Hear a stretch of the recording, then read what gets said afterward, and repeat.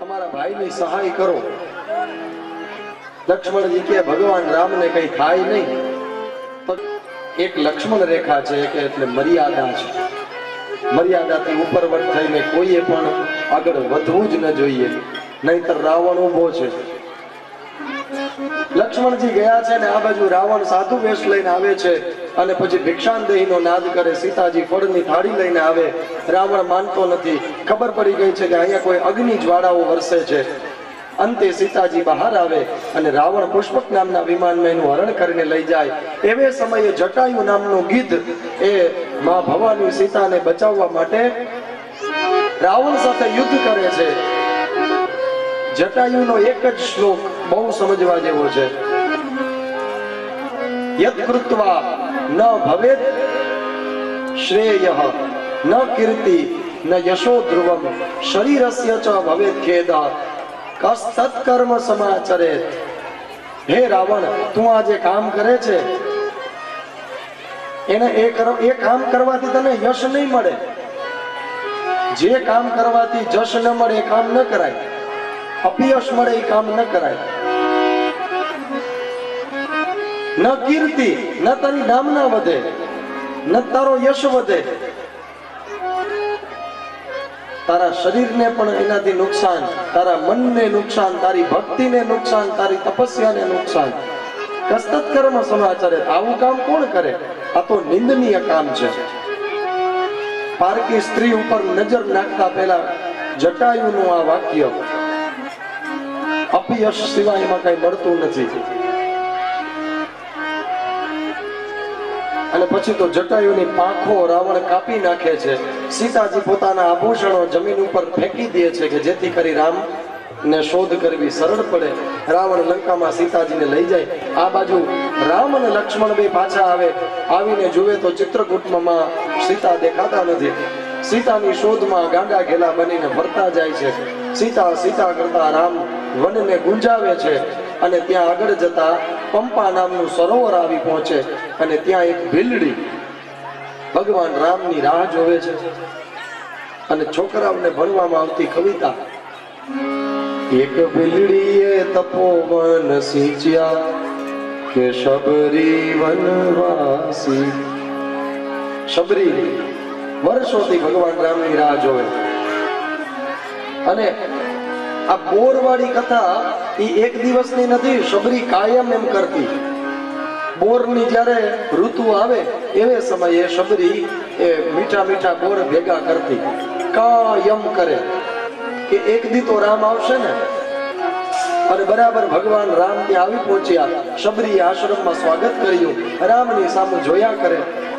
બોર લઈ આવી છે. શબરી પોતે બોર ખાતી જાય અને ઠળિયા ભગવાન રામના હાથમાં દેતી જાય. આવી ગાંડી ઘેલી બની. પરમ કૃપાળુ પરમાત્મા અખિલ બ્રહ્માંડના નાથ શબરીના આંગણે આવ્યા છે. શબરીની સેવા ભગવાને સ્વીકારી અને જેવા રામ ત્યાંથી વિદાય લે છે એવા શબરીનો મોક્ષ થઈ જાય છે. આગળ જતા ત્યાં કિષ્કિંધા કાંડ શરૂ થાય અને રામ ભગવાન ત્યાં હનુમાનજીને મળે છે. હનુમાન સાથે ભેટો થયો છે. ભગવાન બજરંગી છે. 15 કરોડ કિલોમીટર છેટો એવો સૂર્ય હનુમાનજી બાળપણમાં એને સફરજન સમજીને ખાઈ જાય છે. એટલે ફળ સમજીને ખાઈ જાય. લીલ્યો તાય મધુર ફલ જાનું. આવા હનુમાનજી રામના નામના સતત રટણ કર્યા કરે છે. આવા હનુમાનજી અને રામનો ત્યાં ભેટો થાય છે. હનુમાનજીનો ભેટો થવાથી હનુમાનજી સુગ્રીવ પાસે ભગવાન રામને લઈ જાય છે.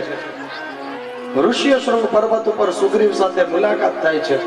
રામ અને સુગ્રીવ ત્યાં મળે અને સુગ્રીવે કહ્યું કે કહો પરમાત્મા, હું તમારી શું મદદ કરું? રામે કહ્યું કે સીતાની શોધ કરાવો. સુગ્રીવે કહ્યું ભગવાન, જરૂર સીતાની શોધ કરાવો, પણ મારી પાસે વાનર સેના નથી. મારો ભાઈ વાલી એ મારી બધી સેના, મારી પત્ની અને મારું રાજ્ય બધું જપ્ત કરીને બેઠો છે. એટલે ભગવાન રામે સુગ્રીવને આજ્ઞા કરી, જાઓ તમે યુદ્ધ કરો, હું તમારી જરૂર મદદ કરીશ. સુગ્રીવ અને વાલીનું ત્યાં યુદ્ધ થાય છે. ભગવાન રામ છેતરીને વાલીને મારે છે અને પછી આખી વાનર સેના મળી અને રામ માટે રામના કામ ચાલુ કરે છે. ભગવાન રામ હનુમાનજીના હાથમાં સોનાની વીંટી પોતાની આપે છે અને કહે છે કે હે હનુમાનજી, સીતાની શોધમાં જો ઓળખે નહીં તો આ વીંટી બતાવજો. ભગવાન રામને ખબર હતી ને કે હનુમાનજી જ સીતા સુધી પહોંચવાના છે. પછી તો વાનરોની સેનાના 4 વિભાગ થયા. એક વિભાગ પૂર્વમાં ગયો, એક પશ્ચિમમાં ગયો, એક ઉત્તરમાં, અને હનુમાનજી જામવંત અને અંગદ જેવા વાનરો દક્ષિણ ભારતમાં દરિયાકાંઠે જઈ પહોંચે છે.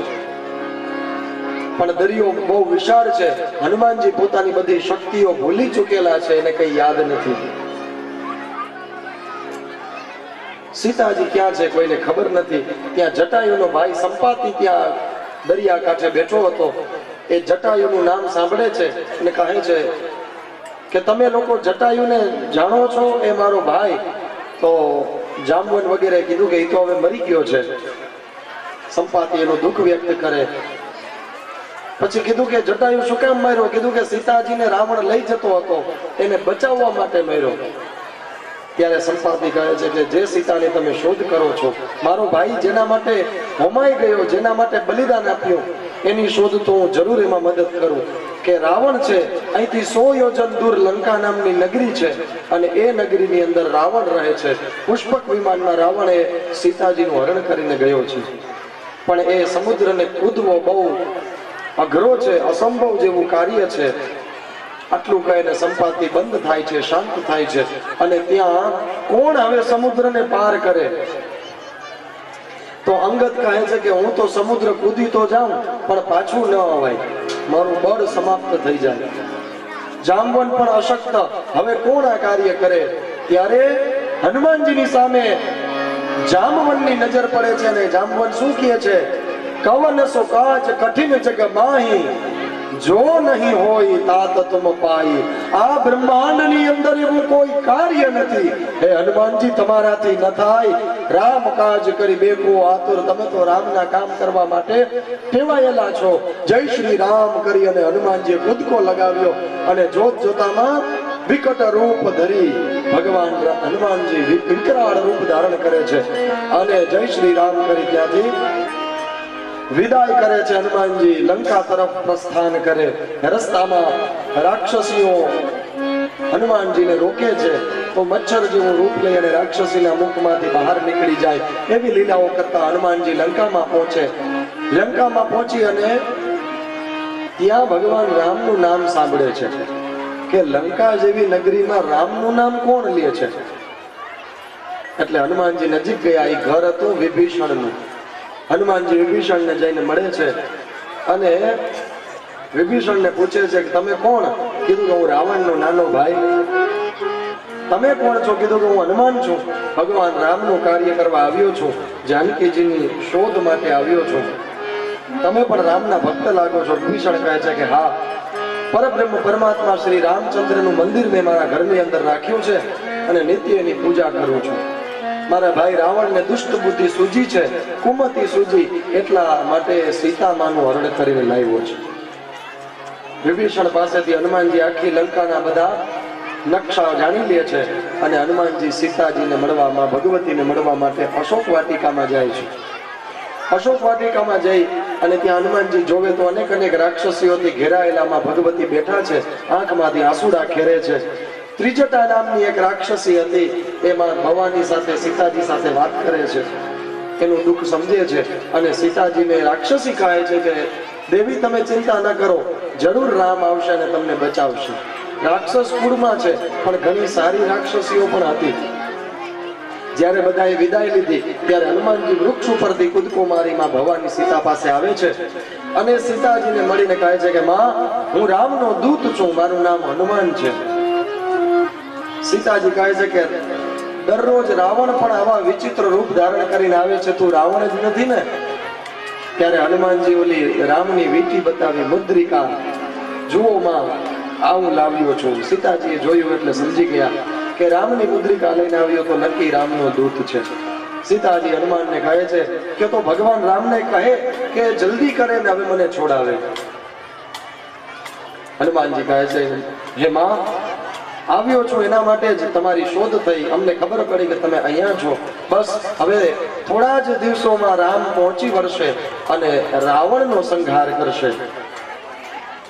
સીતાજીને આશ્વસ્ત કર્યા છે અને પછી સીતાજીને આશ્વસ્ત કર્યા છે અને પછી હનુમાનજી કહે છે કે માં મને ભૂખ લાગી, શું કરું? હનુમાનજીને કહે છે કે અહીંયા વનમાં અશોક વાટિકામાં ઘણા બધા પુષ્પો છે, ફળો છે, વૃક્ષો છે, તમને જે યોગ લાગે ખાઓ. ત્યારે હનુમાન જતી એ બધા ફળ ખાવા લાગે છે. આ સુંદરકાંડની કથા છે અને આજે થોડીક વિસ્તારથી એટલે લઉં છું કે આજે હનુમાન જયંતિ છે, એટલે હનુમાનજીએ કરેલા પરાક્રમો એના ગુણગાન ગાવાથી ભગવાન બહુ રાજી થાય. તો અશોક વનની અંદર હનુમાનજી બધા ફળ ખાવા લાગે છે અને વૃક્ષોને ધરાશાયી કરવા લાગે. ત્યાં ખબર પડતા રાક્ષસનો રાજા રાવણ એનો દીકરો આવે છે અશોક કુમાર, આવી અને હનુમાનજી સાથે યુદ્ધ કરે. હનુમાનજી અશોક કુમારનો વધ કર્યો છે. પછી મેઘનાદ આવી અને હનુમાનજીને ઉપર બ્રહ્માસ્ત્રનું સંધાન કરે. હનુમાનજી બ્રહ્માસ્ત્રને બે હાથ જોડી વંદન કરે અને બ્રહ્માસ્ત્રથી બંધાઈ જાય છે. હનુમાનજીમાં શક્તિ કેટલી હતી ખબર છે? 100 ઘોડાની અંદર જેટલી શક્તિ હોય ને, 100 ઘોડા એટલી શક્તિ એક હાથીમાં હોય. 10,000 હાથીની શક્તિ ભેગી થાય એટલી ઇન્દ્રના ઐરાવત હાથીમાં શક્તિ છે.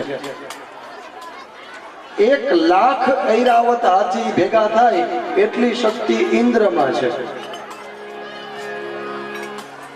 બરાબર ધ્યાનથી સાંભળજો. 100 ઘોડાની શક્તિ એક હાથીમાં, 10,000 હાથીની શક્તિ એક ઐરાવત હાથીમાં, 1,00,000 ઐરાવત હાથીની શક્તિ ઇન્દ્ર રાજામાં, 1 કરોડ ઇન્દ્ર રાજાની શક્તિ ભેગી થાય એટલી શક્તિ હનુમાનજીના ટચલી આંગળીના વેઢામાં છે.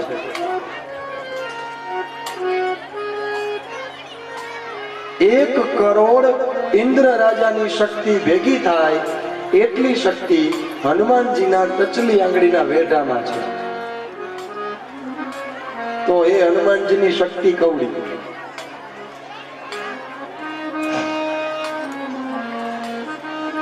જે બ્રહ્માસ્ત્ર છોડવા છતાં પણ જેનો વધ નથી થતો.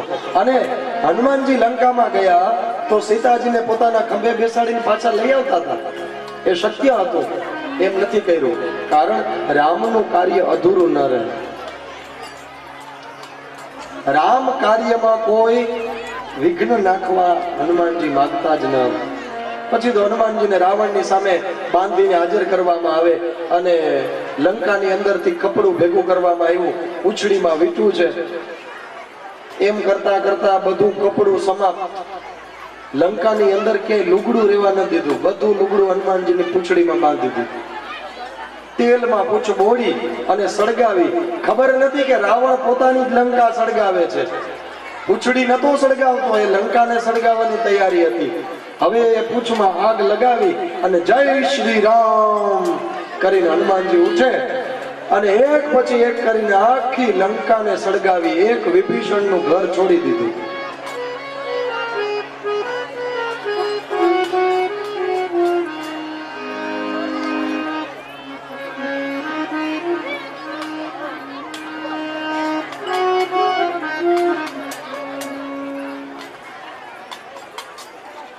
જય શ્રી રામ. હનુમાનજી આખી લંકાને સળગાવી વિભીષણનું ઘર છોડી દીધું. પછી પાછા આવે છે અને દરિયાની અંદર પૂંછને ઠારી અને ગયા છે સમુદ્રના પેલે પાર. જાંબુન વગેરેને મળ્યા.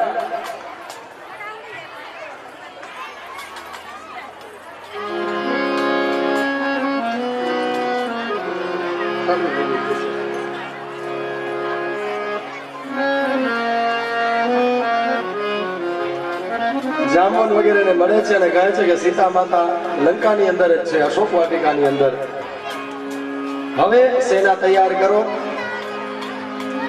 તો ભગવાન રામ અને આખી વાનર સેના બધી તૈયાર થાય છે. હર હર મહાદેવનો નાદ કરી અને દક્ષિણ ભારતના સમુદ્ર કિનારે પહોંચે છે. ત્યાં ભગવાન રામ રામેશ્વરની સ્થાપના કરે છે. રામેશ્વર જ્યોતિર્લિંગની ત્યાં પ્રાણ પ્રતિષ્ઠા ભગવાન રામના હાથે થાય છે. ભગવાન શિવ ભોળાનાથ પ્રસન્ન થાય અને રામને આશીર્વાદ આપે છે, તમે યુદ્ધમાં વિજયી થશો. પછી તો ભગવાન રામ અને આખી વાનર સેના દરિયા કિનારે ઊભી છે. રામ સમુદ્રને પ્રાર્થના કરે છે કે હે સમુદ્ર દેવ, અમને માર્ગ આપો જેથી કરી અમે લંકામાં પ્રવેશ કરીએ.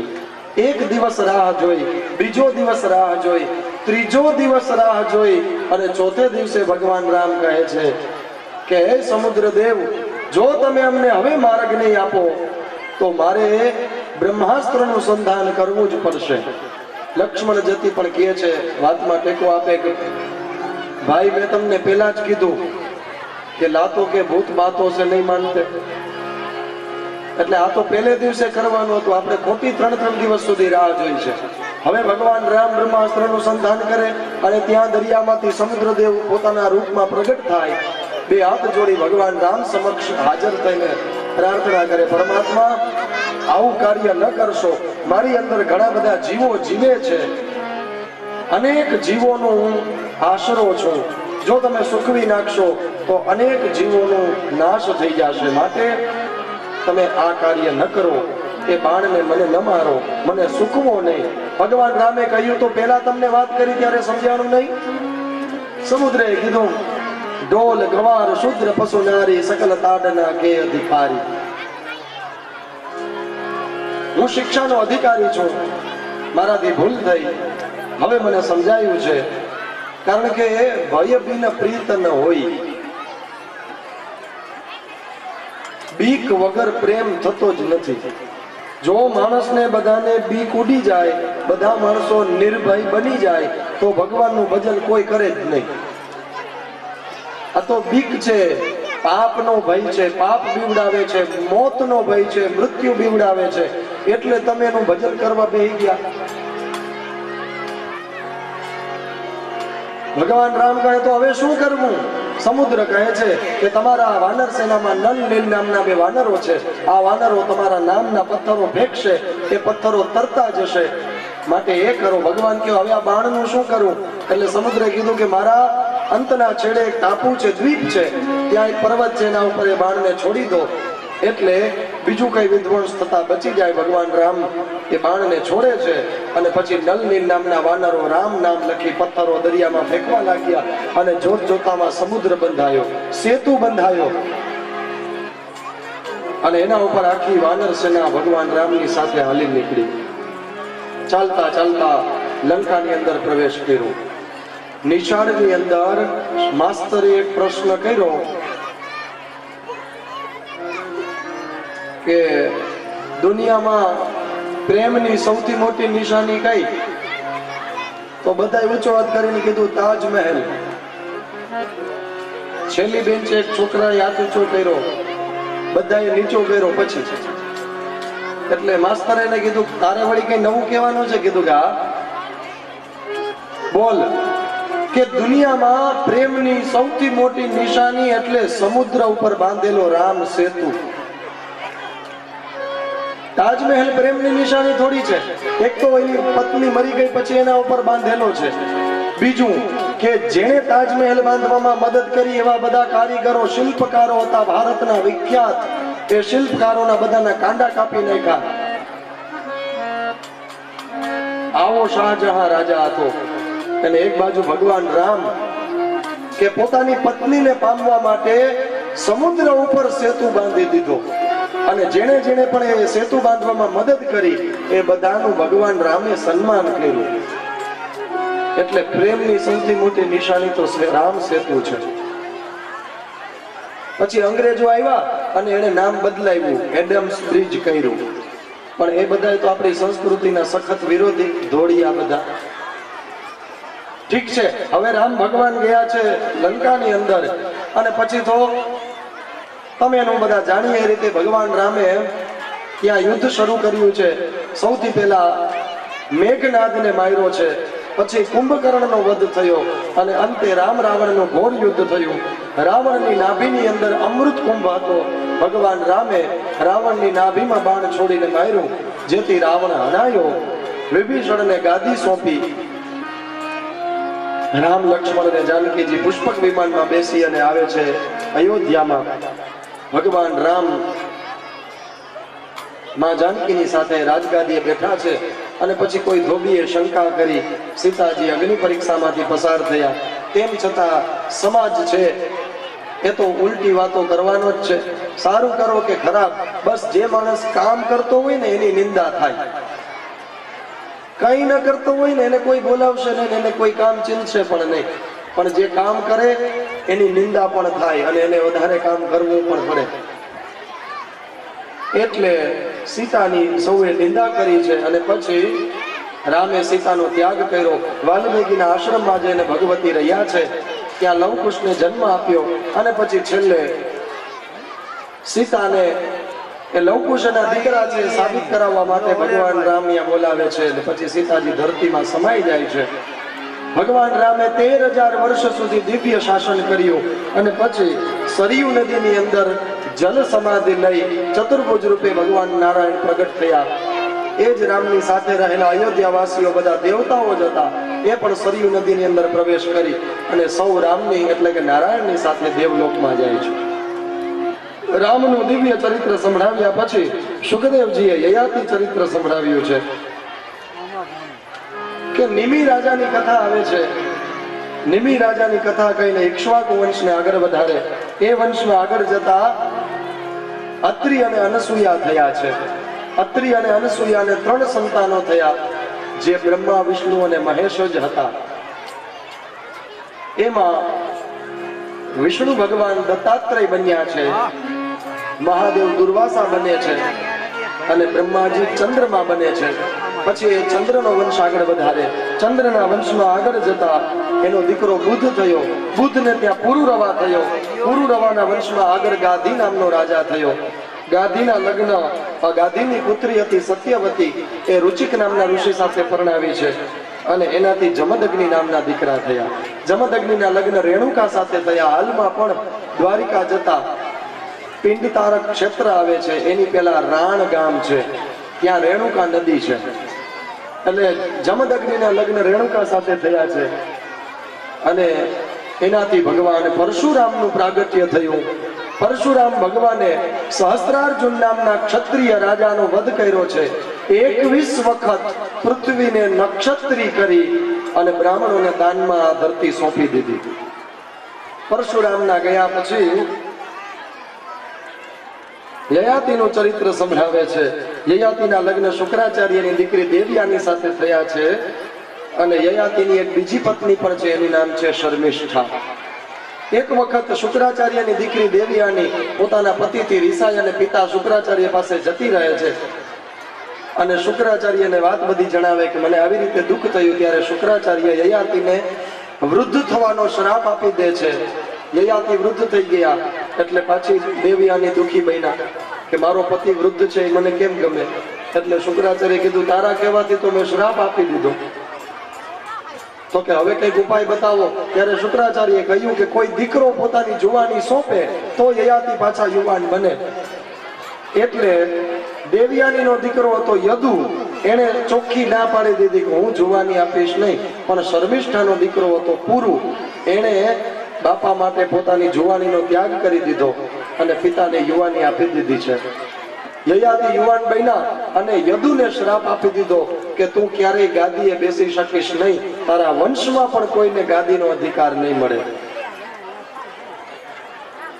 પછી તો પુરુએ પેલા યયાતિએ ખૂબ ભોગવ્યું છે. અંતે હરિભજવા નીકળી જાય છે. પુરુને ગાદીએ બેસાડ્યા છે. પુરુના વંશમાં આગળ જતા દુષ્યંત રાજા થયા છે. દુષ્યંતના લગ્ન શકુંતલા સાથે થયા. એનાથી દીકરો થયો ભરત. જે ભરત 5 વર્ષનો હતો એ સમયે સિંહના મુખમાં એના દાંત ગણતો, હાવજના મોંમાં હાથ નાખીને દાંત ગણતો, આવો પરાક્રમી દીકરો. એ 5 વર્ષની ઉંમરે. એટલે એ ભરતના પરાક્રમ ઉપરથી, એના બળ ઉપરથી આપણા દેશનું નામ ભારત પડ્યું છે.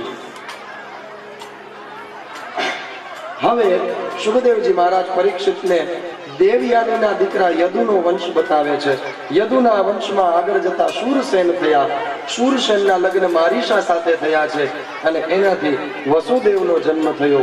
વસુદેવના લગ્ન દેવકી સાથે થયા અને એનાથી ભગવાન શ્રી કૃષ્ણનો જન્મ થયો. આમ ભગવાન શ્રી કૃષ્ણના ચરિત્રનું વર્ણન કરી અને ત્યાં 9મા સ્કંદને સમર્પિત કર્યો.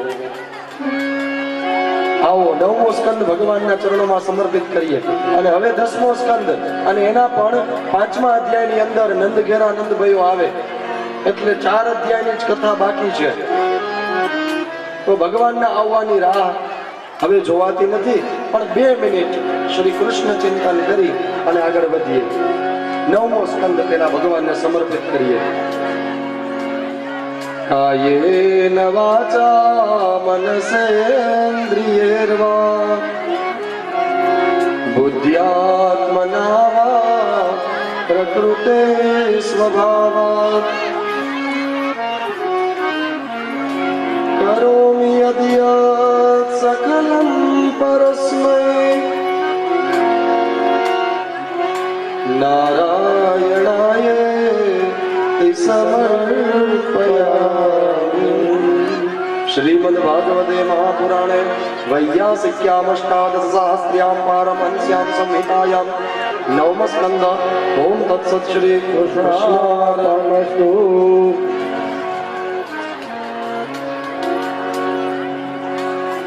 જુઓ મંગલ ઘંટ સુનાય મોહન મારો આવે છે.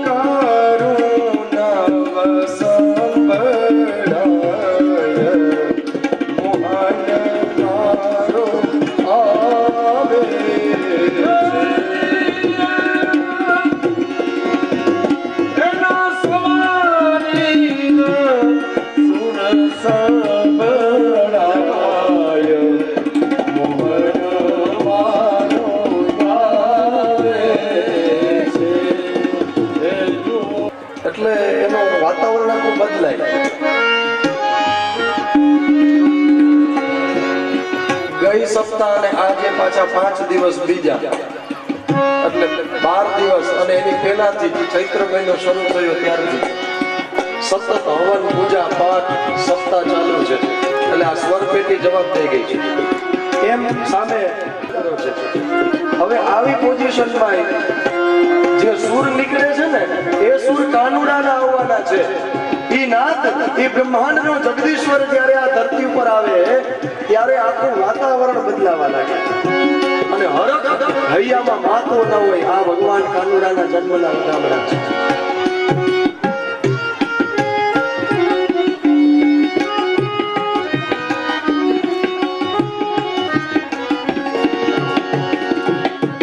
અને રાજુભાઈ સાથમાં સૂર પુરાવે છે. આવા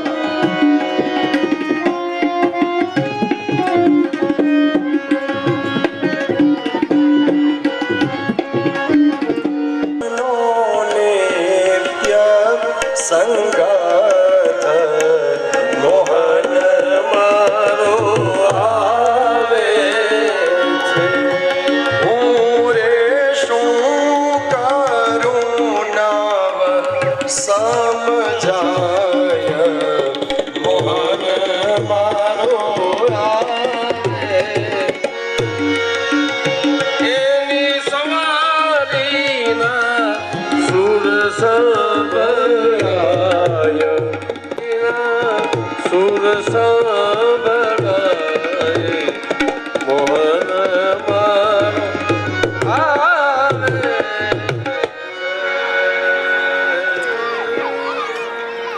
દસમ સ્કંદની શરૂઆત છે. દસમો સ્કંદ. તો અત્યાર સુધી તમે બધી કથાઓમાં સંક્ષેપ કર્યો છે, પણ હવે ક્યાંય સંક્ષેપ ન કરશો, મને વિસ્તારથી મારા પ્રભુની કથા સંભળાવશો. સુખદેવજી મહારાજે પણ પ્રસન્નતા વ્યક્ત કરી છે અને કહેવા લાગ્યા કે ધરતી ઉપર દુષ્ટોનો અત્યાચાર વધ્યો છે. ધરતીને કોઈનો ભાર ન લાગે અને પાપનો ભાર લાગે એટલે ધરતી ગાય. ઇન્દ્ર રાજાએ કહ્યું કે પાપનો ભાર તો અમને પણ લાગે, અમારા પણ હવન બંધ થઈ જાય. શું કરીએ? આપણે સમદુખિયા, હાલો પ્રભુ હરિના ચરણે જઈએ. એટલે ધરતી ગાયનું રૂપ લીધેલી છે. ઇન્દ્રાદિ દેવતાઓ સર્વે મળી અને વૈકુંઠમાં જઈ ભગવાન નારાયણની શાંત આકારની સ્તુતિ કરે છે, જેમાં દેવતાઓએ 9 વખત સત્ય શબ્દનો પ્રયોગ કર્યો છે. સત્યવ્રતમ સત્ય પરમ ત્રિસત્યમ સત્યસ્ય યોનિનિતં ચ સત્યે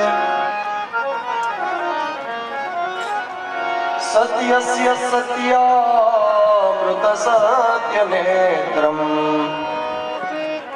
સત્યાત્મકમ. ધરતી ઉપર દુષ્ટોનો અત્યાચાર વધે છે, વધતો જ જાય છે. તમે કઈ કૃપા કરો. ત્યારે આકાશવાણી થાય છે, હે દેવતાઓ, હે ધરતી, ચિંતા ન કરો, હું દેવકી જઈ રહ્યો હોય છે. એવે સમયે આકાશવાણી થઈને વીજળીનો કડાકો થાય છે. આકાશવાણીનું વચન હતું કે હે દુષ્ટમતી કંસ, જે બેનને તું અતિશય વામી માની અને એની સેવા કરી રહ્યો છે, એ જ દેવકીના 8મા ગર્ભથી તારું મૃત્યુ થશે. આટલું સાંભળી અને કંસ પોતાના રથમાંથી કૂદી પડે છે, હાથમાંથી ખડગ લઈ લે છે, દેવકીનો ચોટલો જાલી અને એનું ગળું કાપવા જાય છે કે મને મારનારો આનો 8મો ગર્ભ છે. એ 8મો ગર્ભ તો આવે ને જો હું આને જીવતી છોડું. ત્યારે વસુદેવજી ગંભીર વાણીમાં કંસને રોકતા કહે છે કે કંસ, આવો અત્યાચાર ન કરીશ. તારું મોત તો દેવકીના 8મા ગર્ભથી છે, દેવકીથી નહીં. વસુદેવે કહ્યું કે હું તને વચન આપું છું કે મારા જેટલા જન્મ લેશે એ બધા હું તને સોંપી દઈશ. તો ચોકી પેરો વધારે છે, એટલો ચોકી પેરો વધારી દે છે કે દેવકીને બાળકનો જન્મ થાય એટલે તરત કંસને સમાચાર મળી જાય. હવે ધીરે ધીરે સમય વીતવા લાગ્યો. ઘણો કેમ ભરાશે? એટલે નારદજી આવ્યા નીચે. બધા દાયરાને લઈ આવજો. હા, આવી ગયા. કહો શું સેવા કરું? નારદજીએ કીધું કે પણ આકાશવાણીમાં એવું ચોખ્ખું નથી કે પહેલેથી ગણતા 8મો કે છેલ્લેથી ગણતા 8મો કે વચ્ચેથી ગણતા 8મો. 8મો ગર્ભ બરાબર, પણ ક્યાંથી ગણતા? પણ તે વાત હતી છે, ક્યાંથી ગણતા એ કોઈ ચોખ્ખું નથી. નારદજી કે પ્રત્યા માટે હું આવ્યો છું, જે બાળકને તે છોડી દીધું છે. અરે કોરિયલમાં આવી એ છેલ્લેથી ગણતા 8મો છે. બીજું સંતાન આવ્યું, કંસે એને પણ માર્યું. આ કરતા કંસે દેવકીના 6 સંતાનોને મારી નાખ્યા છે. અને હવે દેવતાઓ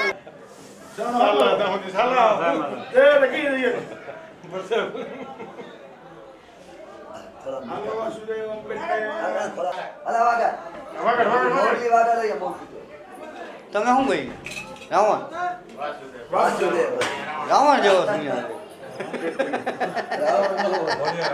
નંદ બાબા પાસે જાય ગૌશાળામાં, અને ગૌશાળામાં જઈને નંદ બાબાને કહે છે, ભાઈ નંદ બાબા, આપકો લાલો ભયો, આપકો લાલો ભયો. એટલે નંદ બાબા પોતાના ગળામાંથી કિંમતી માળાઓ ઉતારી અને સુનંદાને પહેરાવી દે છે. ભાઈ હવે સુનંદા ગોકુળની બજારમાં જાય છે. અહીંયા એક રિક્વેસ્ટ છે કે બધા બેઠા રહેજો, કોઈ ઊભા ન થતા. વ્યાસપીઠ પરથી હાથ જોડી અને વિનમ્રતાથી કહું છું, કોઈ ઊભા ન થાજો, બેઠા રહેજો, બધાએ લાભ લેવાનો જ છે. તો સુનંદા હવે ગોકુળની ગલીઓમાં જઈ અને કહેવા લાગ્યા કે નંદ બાવા કો લાલો ભયો, નંદ બાવા કો લાલો ભયો. અને ત્યાં ઉત્સવ થવા લાગ્યો. એ નંદ ઘેરા નંદ ભયો,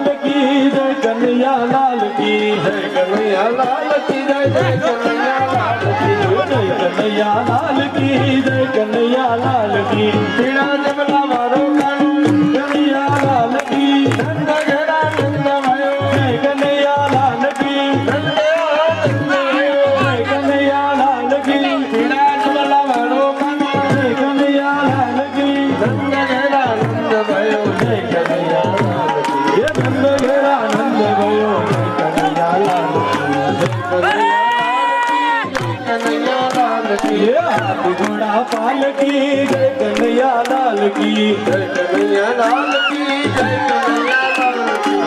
हाथ घोड़ा पालकी जय कन्हैया लाल की, नंद घेरा नंद भयो, ये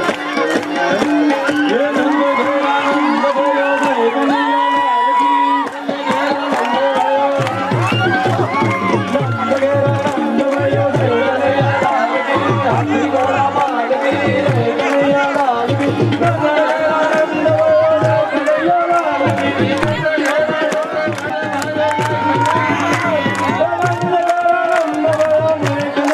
हाथ घोड़ा पालकी जय कन्हैया लाल की,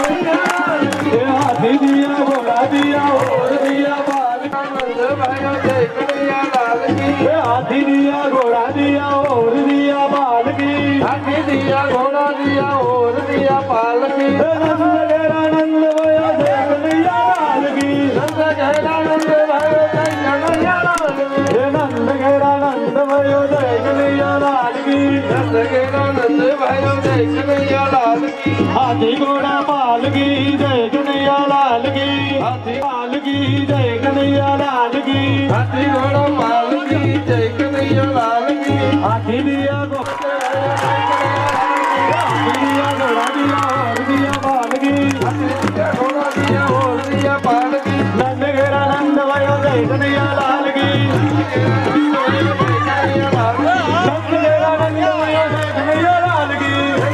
नंद भयो जय कन्हैया लाल की।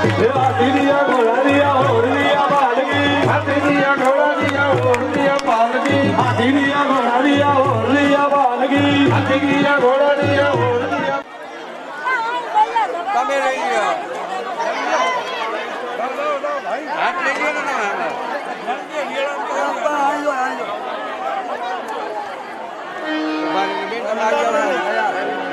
ઓ કાનુડા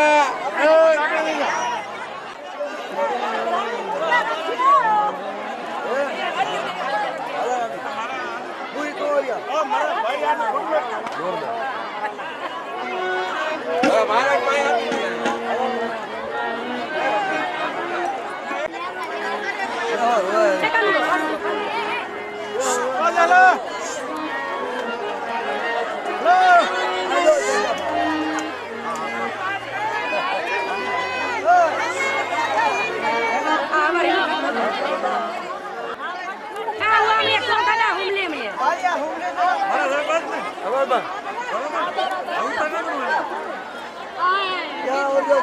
હવે અહીંયા લઈ ગયો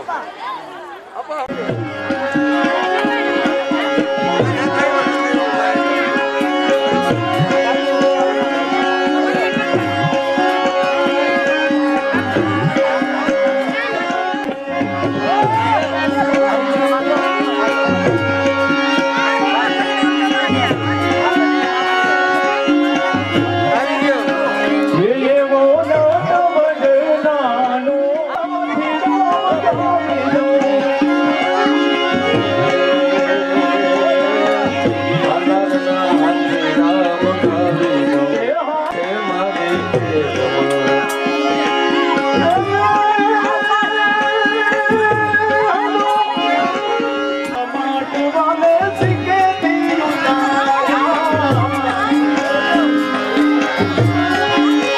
પગના માટવાન સિકેથી ઉતાર્યા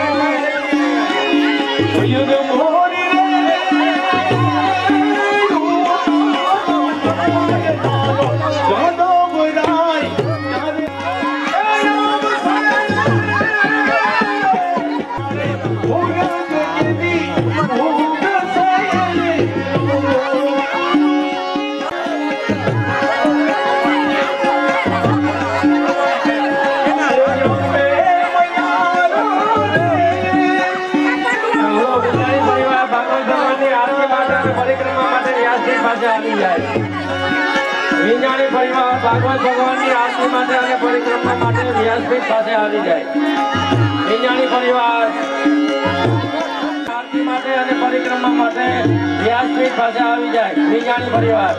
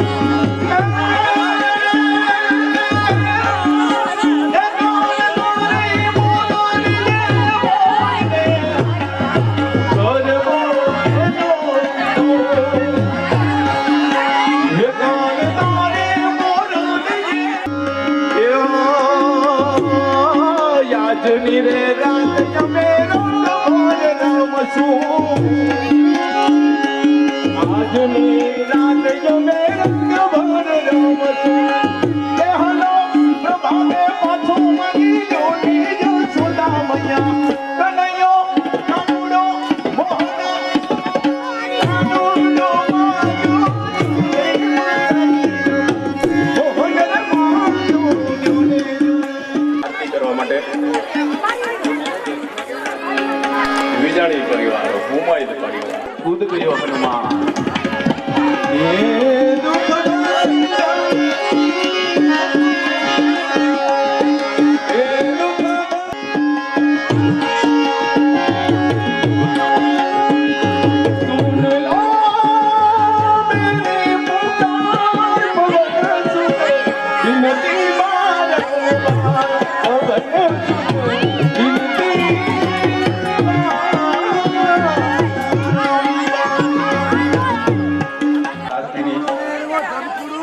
તૈયારી છે પણ આપ બધા પધારો પરિક્રમા કરવા માટે ભગવાનને તો અતિ આનંદમાં આનંદ સોનામાં સુગંધ એટલે સમય અનુસાર બધું સમય ચાલો વિજ્ઞાની પરિવાર ભાગવત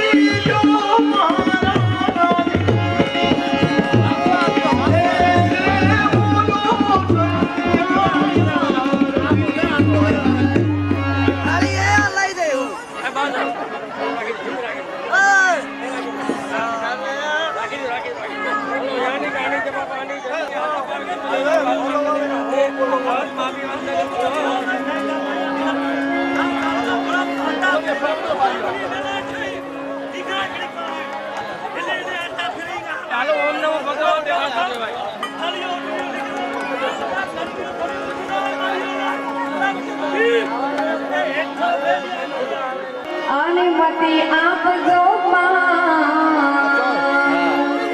એ પણ ભૂલાય મજરાડી મારી માવડી રે હો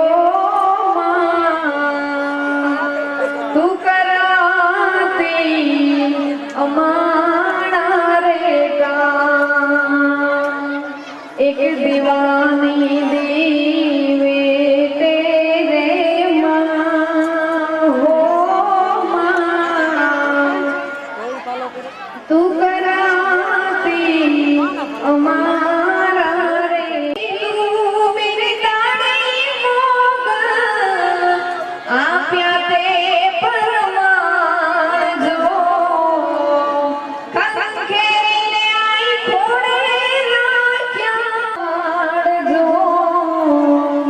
કે દાન કે બિરદાવ્યો મોગલમાં માતોડા રાણા લોવારે વાર મજરાડી મારી માવડી રે હો માં તું કરા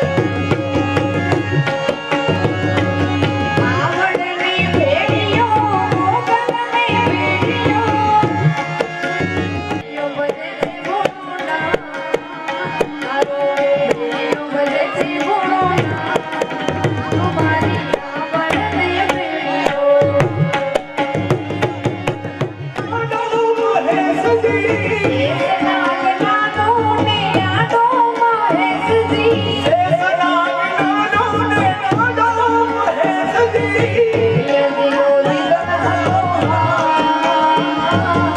પિયાજીનો દિલ હતો એ મારી આવડને વેડ્યો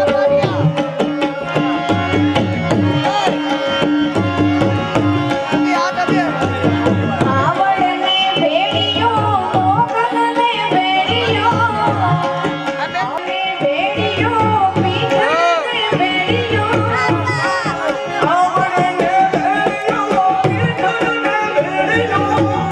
તારો રેડિયો બજે છે ઘોડો તારો રેડિયો બજે છે ઘોડો એ મારી આવડને વેડ્યો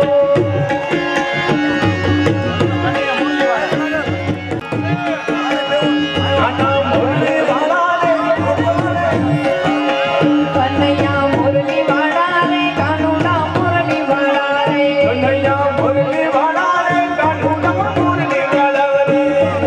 મુરલી વાળા રે કાનુડા મુરલી વાળા રે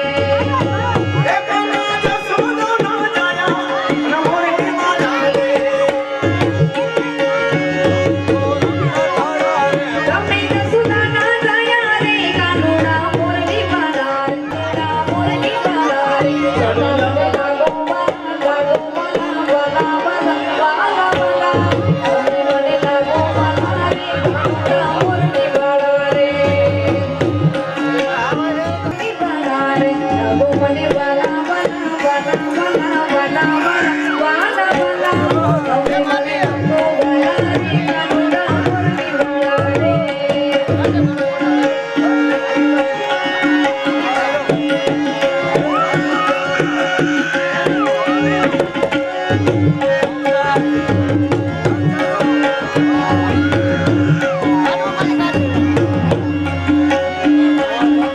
કાનુડા રજમાં બેનો આંગો કુળમાં ગમતું નથી રે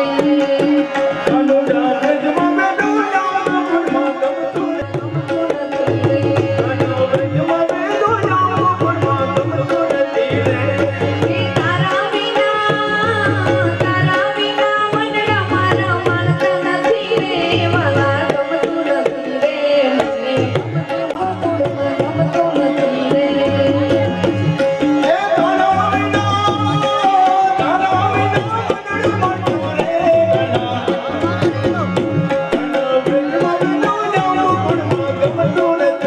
ગાઈ જોવા જાઉં મારું મન માનતું નથી રે માનતું નથી રે મારું મન માનતું નથી રે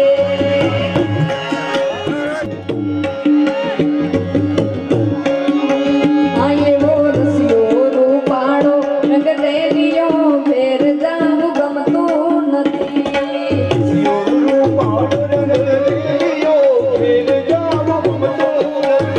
મારી માટે યમુનાજીની હેલ રે ફેર જાવું ગમતું નથી